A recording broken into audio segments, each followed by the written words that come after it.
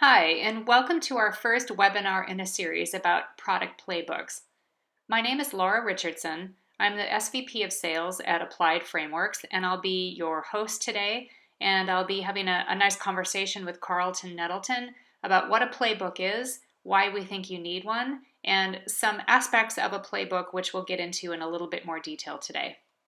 Before we get going, Carlton, why don't you introduce yourself, and then we'll start talking about the elements of a playbook and also talk a little bit about the future webinars that we plan to do in this particular series. So we'll talk about what we'll cover today and what we'll be covering in additional webinars that we'll be scheduling.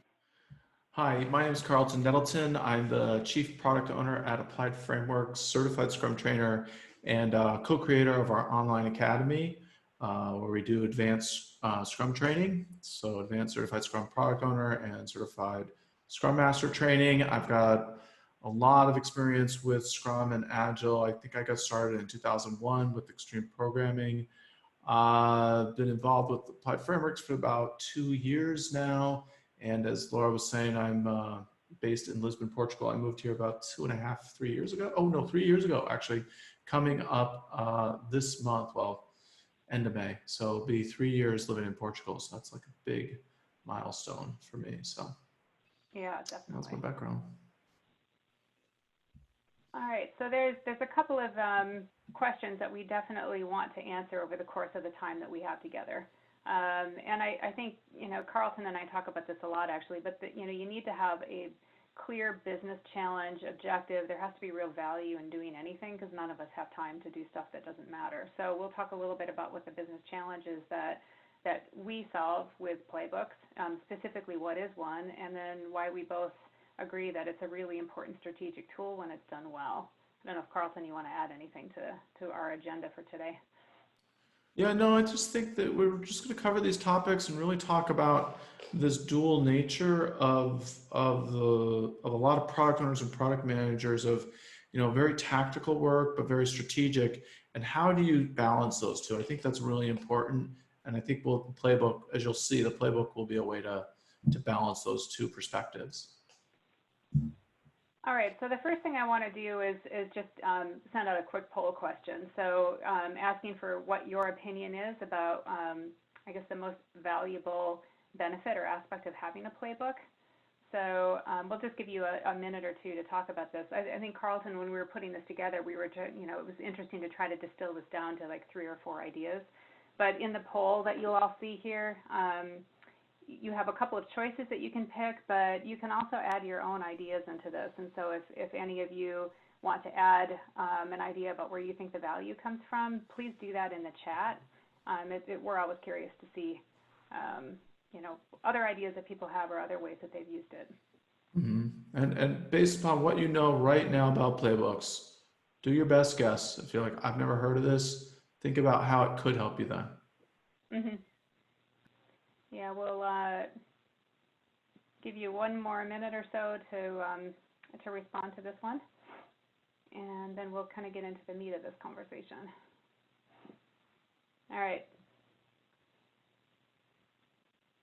Looks like we've got almost everybody answered. I appreciate that, guys. It actually kind of helps us figure out, stories that we can tell while we're talking, as well as what we might want to do with future webinars, too. All right. So I think we're close to having everybody. Thank you. There's, I think you can see the results. But basically, I can't tell if I pushed the results out to everyone or not. But we've got 7 people who said balancing the tactical and strategic. Oh, here we go. Now it's going to let me share. All right, so you can have a peek at what the results were. And we'll go on from here. So tactical versus strategic decision making is number 1, and 2 is alignment. Okay, cool. Yeah. What do you got, Laura? All right. So, we thought it would be interesting to kind of put this in the context of a current client that we're talking to. And so in this particular instance, think of them as a very large kind of marketing platform with a global footprint, customers across the globe. They do have 2 portions of their business, but they're primarily working with very large strategic accounts improving the whole marketing engine, right, from kind of soup to nuts. And they're struggling with a couple of things, like everybody is, by the way. I mean, some of their goals are not unique to them, but what they want to do is improve retention. So they have definitely strategic goals on how do we improve retention, and also kind of depth into the organizations that we're working with. So how can they expand their footprint? And in talking to them, I think what became clear is that they were struggling to really identify who their core customer is. And Carlton, I don't know if you want to add anything else to kind of the color commentary behind this client, but I just thought they were, while their problems are in some ways unique to what they're currently working on and the exact nature of their organization, as we were talking to them, I realized, well, this is a conversation that we actually have a lot with a lot of different kinds of companies. Yeah, and especially for organizations that tend to be engineering centric. So this organization is very engineering centric. There's a lot of pretty advanced, really smart people that work there. And they kind of a little bit have this idea of, we know what the customer wants. And sometimes they do, sometimes they don't. Right, Mm-hmm. exactly.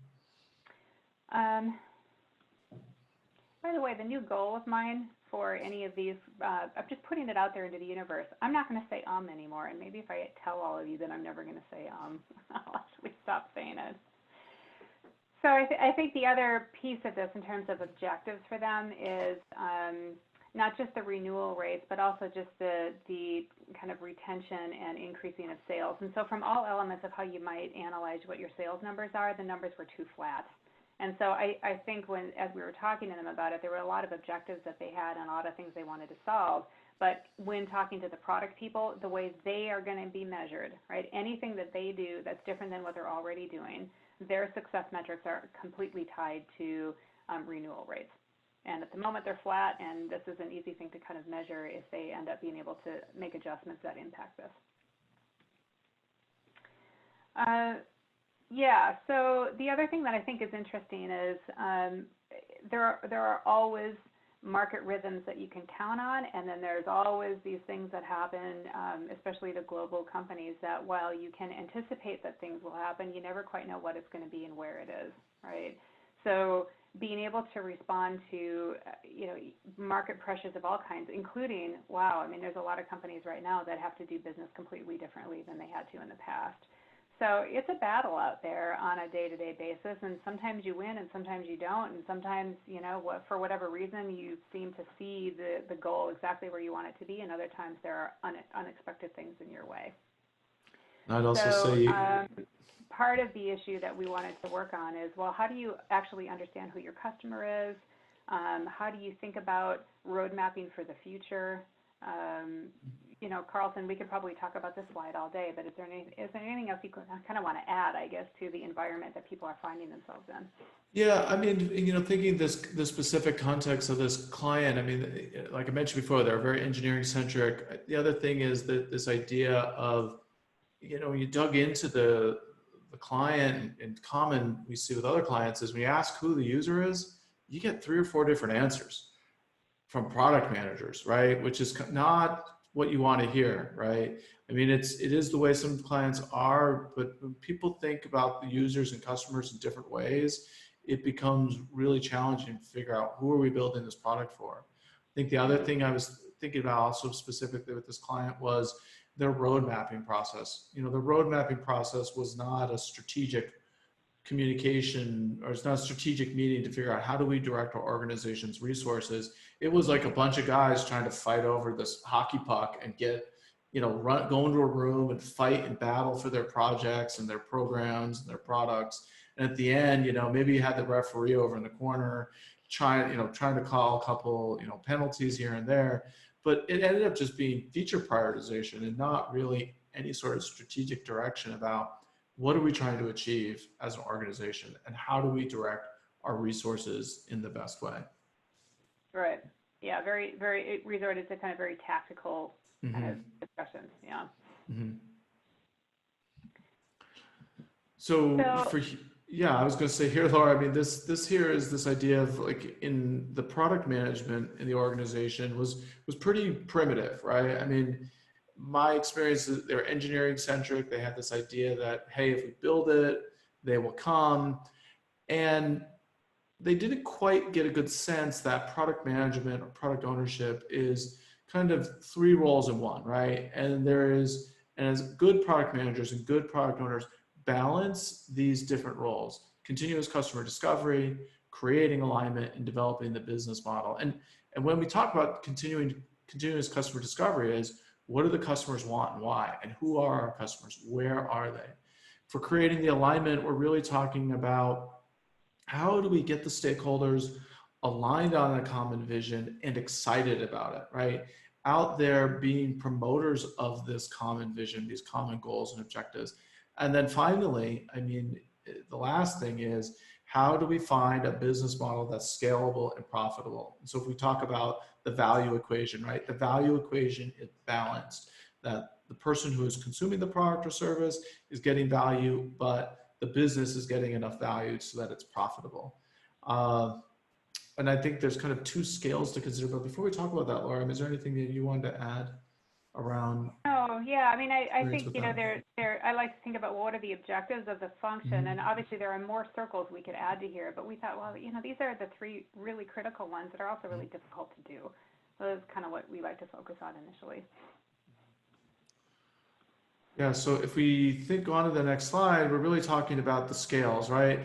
And there's taking a look at one scale is very tactical, right? We are really zoomed in on the problem. We are looking at all the different trees. Maybe we're only looking at the trees in front of us.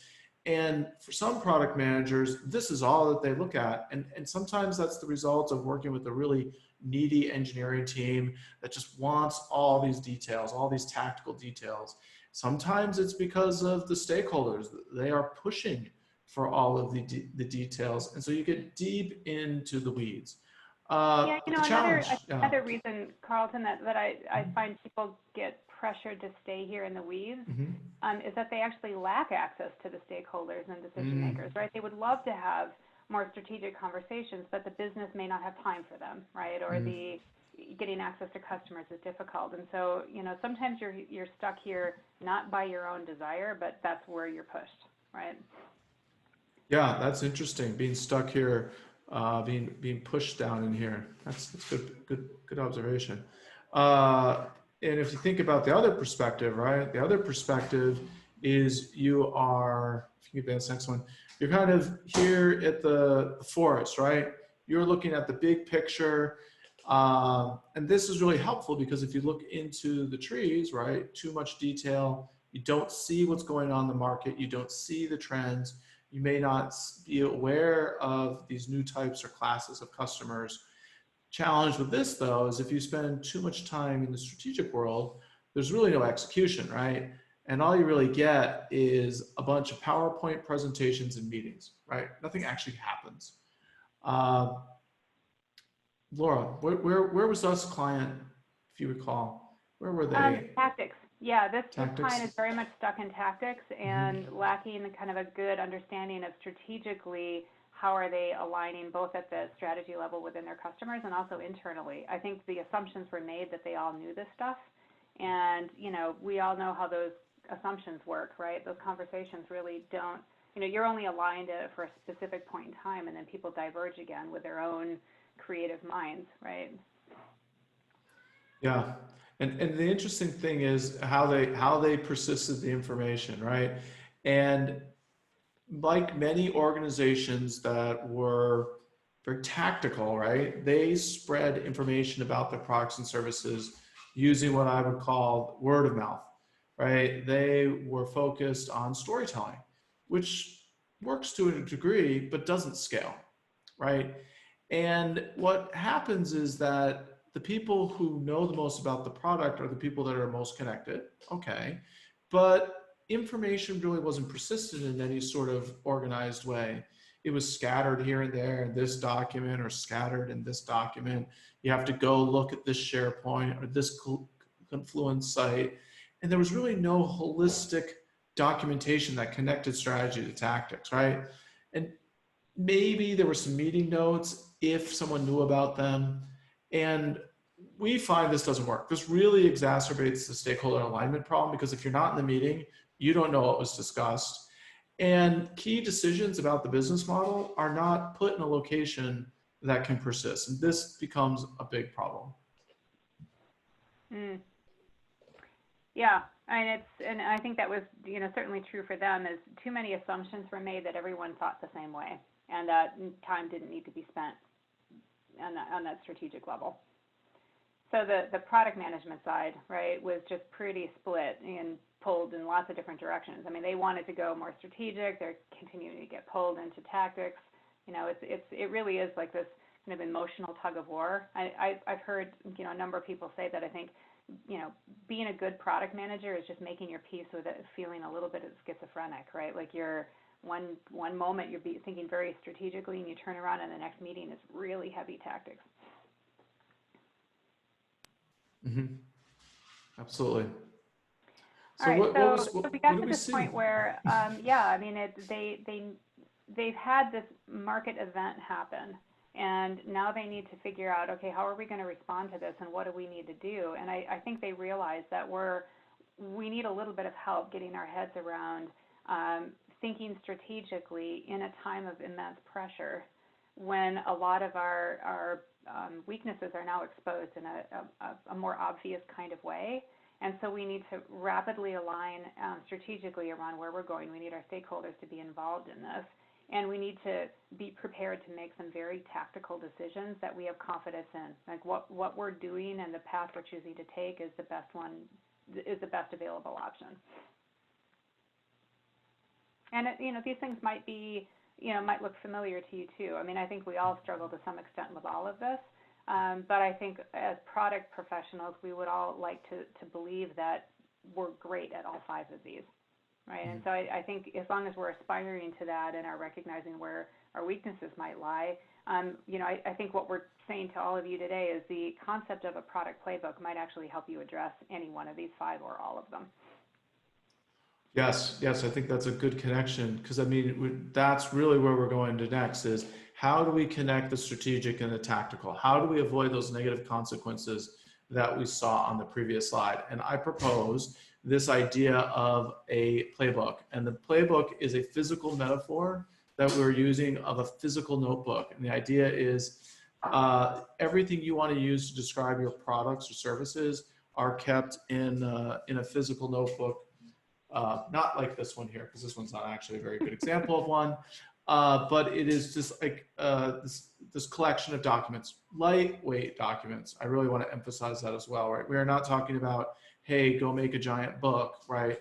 We are talking about get some lightweight documents that help you connect your tactics to your strategic and be able to provide you answers to potentially any question that a stakeholder might ask you.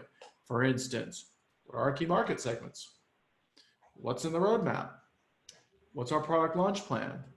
And what is the customer's buying journey? All of this information can be contained in your playbook. Laura, can you go ahead to the next slide, please? So really, here's a good summary of what I just shared. And here the idea is the playbook, right? The playbook now allows you to persist this institutional knowledge about your product outside that conversation circle, right? And it is essentially this metaphor of a binder, right? And the idea of the binder is that every playbook is going to be different. My playbook is going to be different than yours. Someone else is on the call, their playbook is going to be different. And here is what you're looking at is, to me, I think if you think about a playbook and your key documents that describe your products and services, you've got to have at least these 6. Your backlog, what's your vision, a roadmap, a business case, personas that describe your key users, and something around product requirements documents.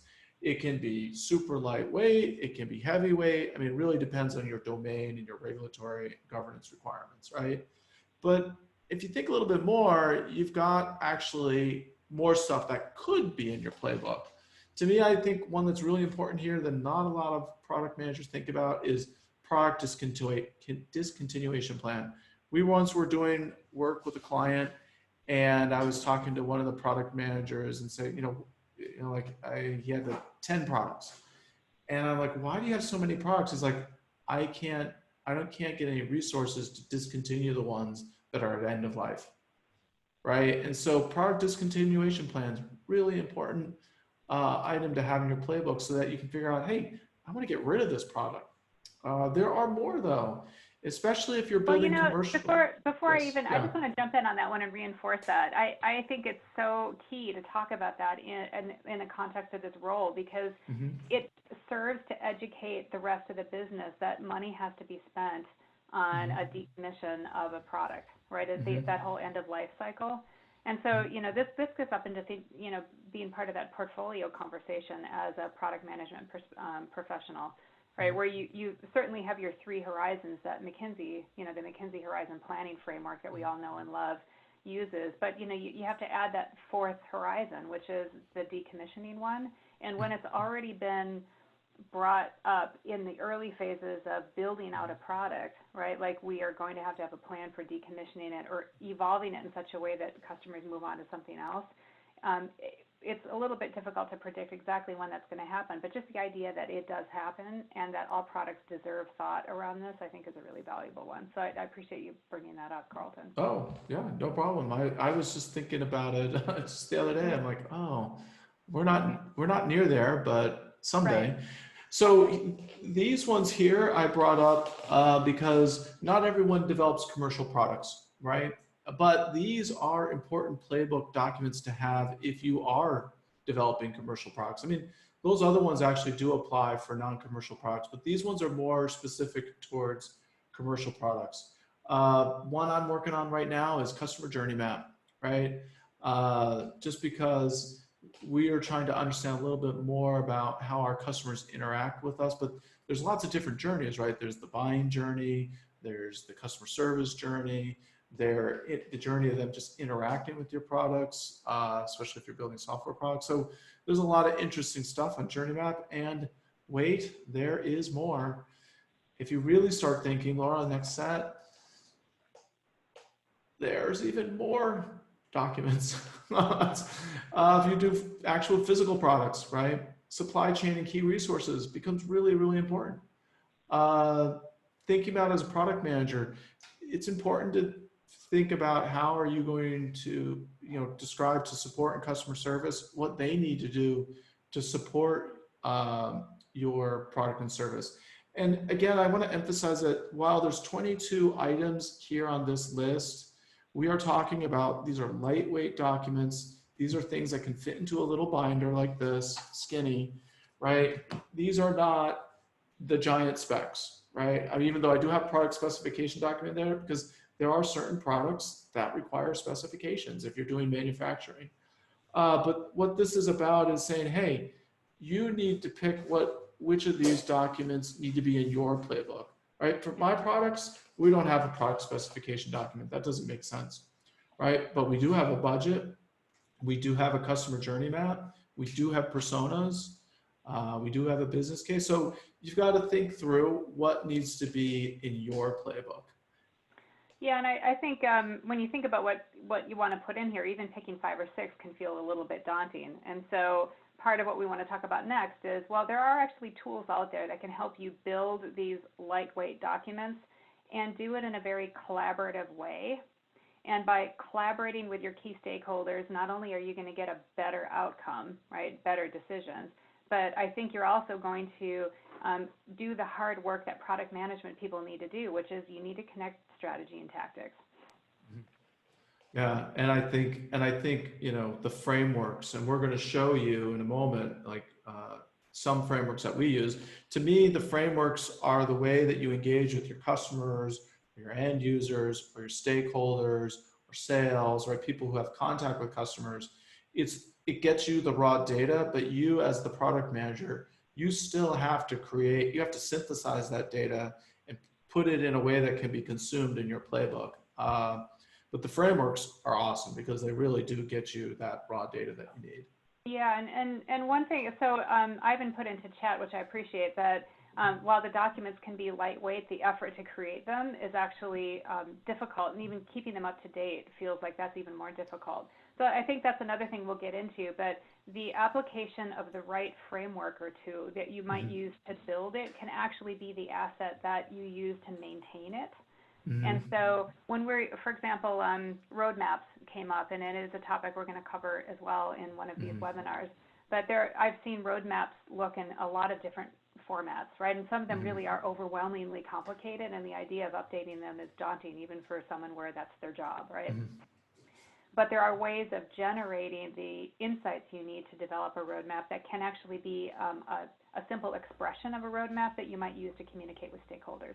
So I think we're going to be starting to address that specific question in probably every one of these webinars, which is when we mean lightweight, I think he has a very good point, which we also want an achievable way to keep them up to date, and I will be talking about that for sure. So thank you for that question. I appreciate that. Yep, absolutely. Okay, so let's see what's in our playbook. So I wanted to inspire you to say, listen, you can create your own playbook, because when I got started in the role as the chief product owner at Applied Frameworks, we didn't have a playbook, right? And we did the tribal knowledge thing. People were talking about our products and services by sitting around talking with the people that had been in the company the longest. So that was our CEO and that was our CFO. And we were just explaining how the products worked. And I recognized, okay, this is not scalable, especially if we want to grow the company. When I joined, I think we were about 5 or 6 people. We're going to grow the company to 15 or 20 different consultants, and we're going to have different products and services that we offer. We need something else. And so I wanted to start out with a playbook for the online academy, since I'm most familiar with this. And these are the 10 documents that are on my playbook. And the ones that have check marks are the ones that I've completed in the last 10 months. The ones that are not checked, that's next on my list, right? And the very first one that I worked on was key metrics, because my CEO was asking me for, hold on a second, we'll talk about this, was asking me for financial metrics, and I didn't have any. He wanted to know revenue, and so I had to go in and start trying to figure out the financial metrics that showed the health of the product. How many enrollments were we having? How many people were completing every month? Some real lightweight stuff. And what I would say when you create these lightweight documents is create something that is just enough for the purpose that you need and nothing more. He wasn't looking for me to do a complete financial analysis. All he wanted was a few key metrics. And then they've expanded over time, but that's how you start. Start with what you need right now, what's missing, right? You do just enough, barely sufficient, and then you move on to the next one. And the next one was personas. And for me, what you'll see here is on the left, you see the framework that we use, which is empathy map. And on the right was the persona. And I focused on the financial metrics. The next one I focused on were customers and users, right? My experience with product management is all value comes from the customer. And if you don't truly understand your customers, you are not going to be able to provide them the value that they seek. And so we used a very familiar framework, empathy map, as a way to structure interviews that we had with the customers. And on the right, you see the results of our work. A very straightforward persona, which describes some very basic demographic information about a customer type in our customer segment in our product, our online academy. What are their goals and what are some of their frustrations? Yeah, and what I thought was so funny about this is I said to Carlton, oh, Karen, she sounds great. I'd like to talk to her too. What company does she work for again? And he started laughing and he said, this is a composite of all the interviews that we did. And man, that was like, he really nailed it. Like, having created a persona that was so believable and felt so familiar to me that I actually believed I had met her and must have talked to her in the kind of sales cycle or sales process. So that's when you know you've done a good job. Yeah, I know. That was a win.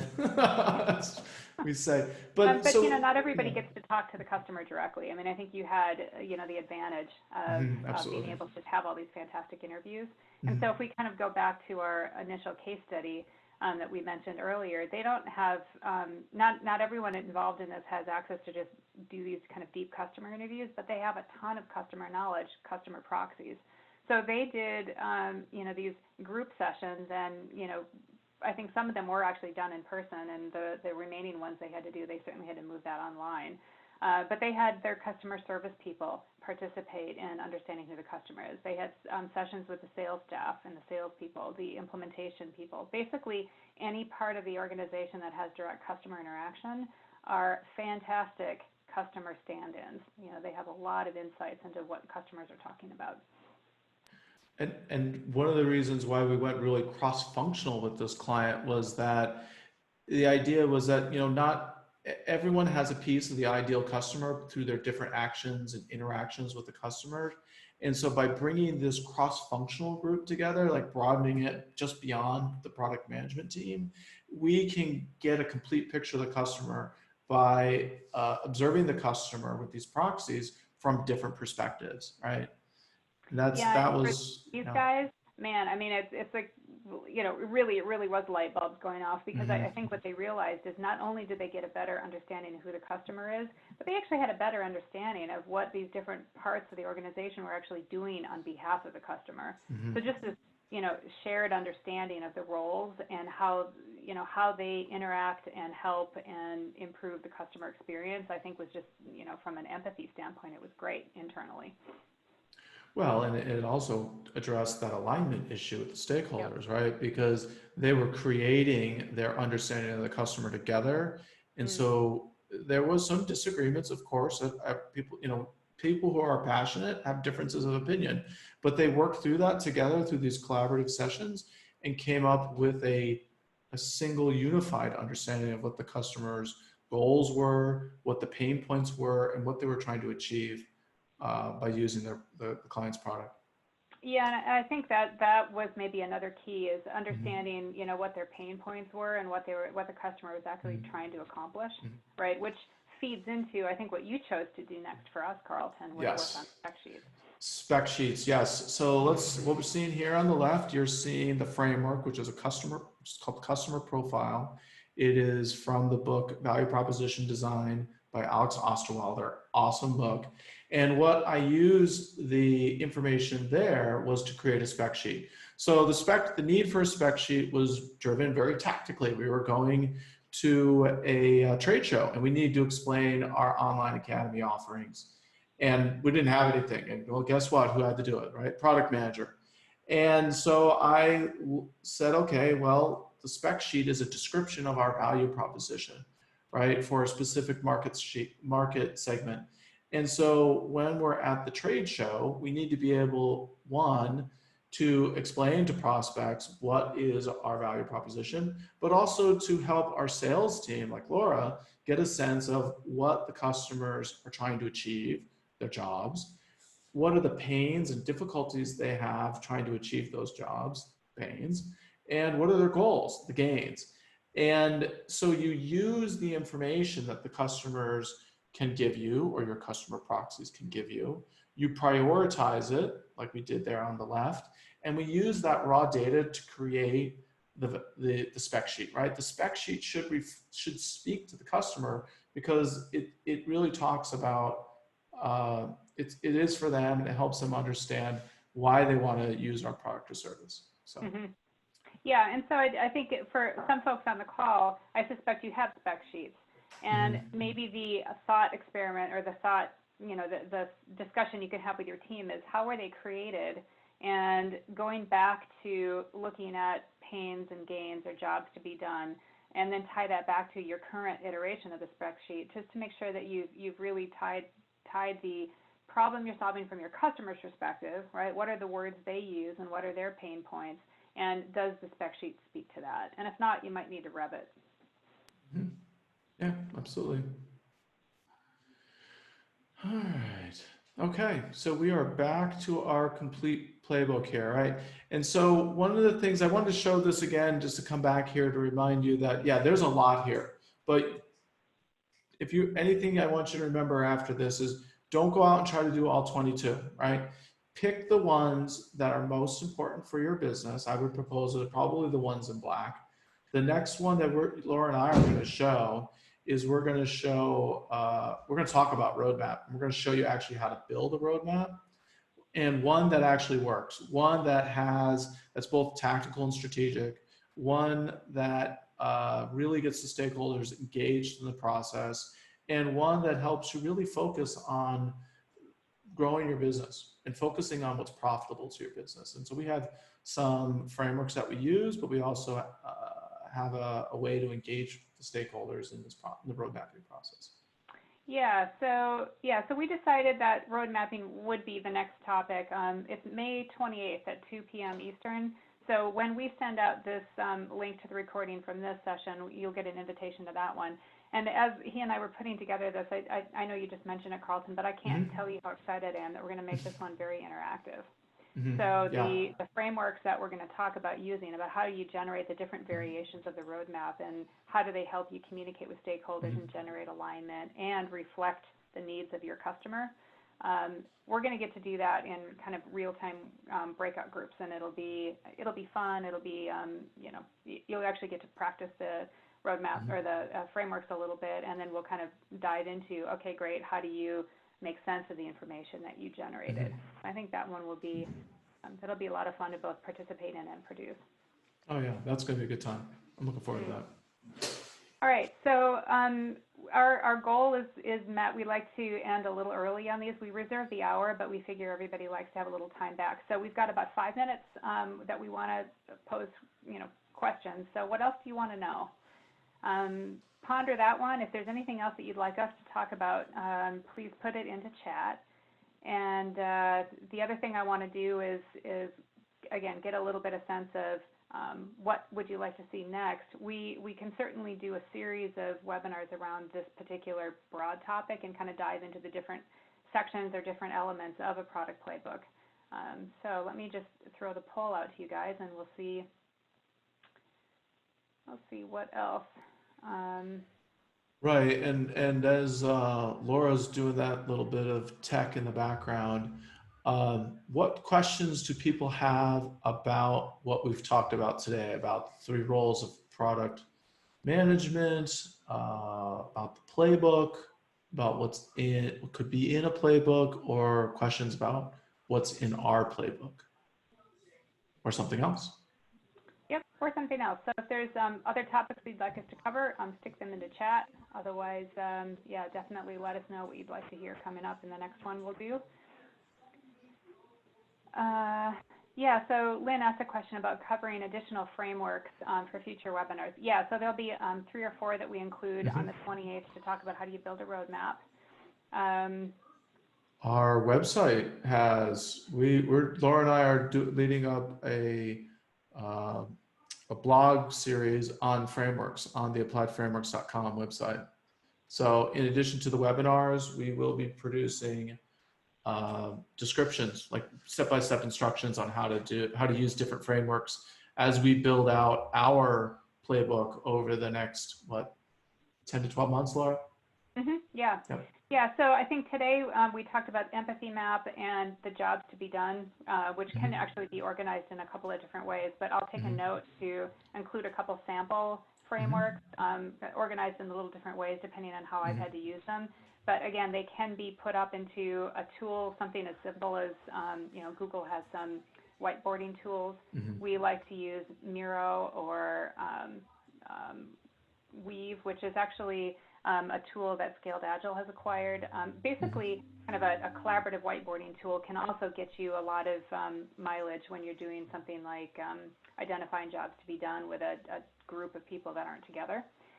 So we'll make sure that, when you get the follow-up email from me, open it up, because it's not going to just be a bunch of shenanigans you don't need to see. I'm going to give you some of the tools that we talked about and make sure you know where to find the recording and also how to get access to the upcoming webinar.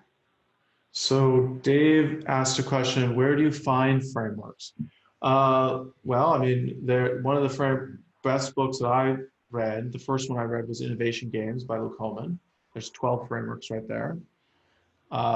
There's a book called Game Storming by Don Gray, which has a lot of really great frameworks as well.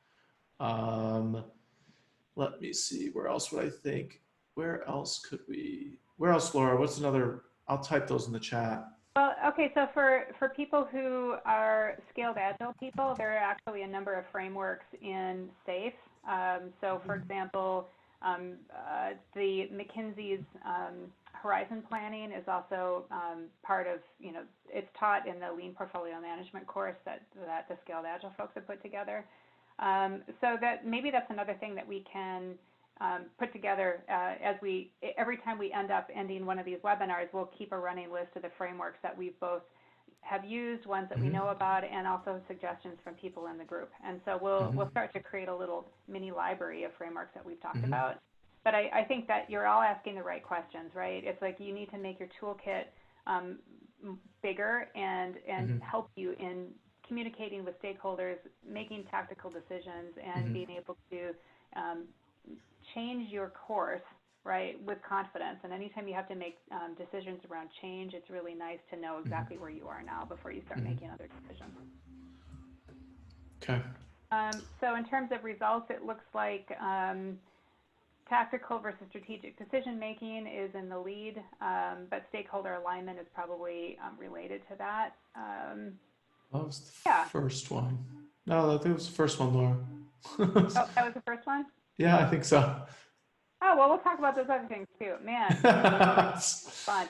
So I told you guys I was hungry and thinking about food in Portugal in the beginning. Well, it's because I haven't had lunch yet, so now I'm extra thinking about it. Yeah. All right. Anything else that anyone has? Otherwise, we are going to give you guys back about 14 minutes into your day. Oh, wait, one last thing. Jennifer Lynn mentioned General Assembly is doing a webinar on customer journey maps. So yes, General Assembly probably has some very good stuff. Pragmatic, I think, probably Pragmatic Marketing probably has good frameworks too. Yeah, actually, and I've read a book about it that if I could see it quickly, I'd bring it up because it's a recent one. But I've just recently read a really good book on journey mapping, and I'll share that in the email out as well. So there'll be some resources in there for all of you guys. All right. Well, Carlton, thank you so much for doing this with me, and I appreciate all of the kind of interaction with the group. And we'll see you all hopefully in about 3 weeks at the end of May. And you know how to reach me. So if you have any other questions after this webinar is over, send me an email, and we can certainly find some time to talk. Yep. Bye now. Thank you, everyone. Thank you. All right. Bye-bye. See ya.